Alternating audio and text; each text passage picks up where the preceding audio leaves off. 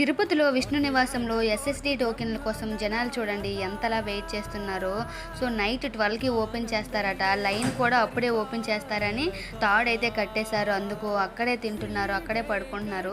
So free టోకెన్ల కోసం మీరైతే ముందుగానే మీకు దర్శనం టికెట్లు లేకపోతే మాత్రం భూదేవి కాంప్లెక్స్లో, విష్ణు నివాసంలో, శ్రీనివాసంలో అయితే ఎస్ఎస్డి టోకెన్లు అయితే దొరుకుతాయి తిరుపతిలో. తెలియని వాళ్ళైతే తప్పకుండా తెలుసుకోండి. దర్శనం టికెట్లు లేకపోయినా ఒక ముందు రోజు వెళ్ళి నైట్ 12 నుంచి వెయిట్ చేస్తే మీకు తప్పకుండా దొరుకుతాయి.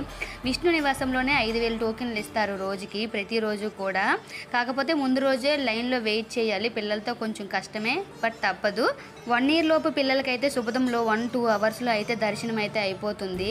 ఇప్పుడైతే మాత్రం విష్ణు నివాసంలో ఈ జనాలు పరిస్థితి అయితే ఇలా ఉంది.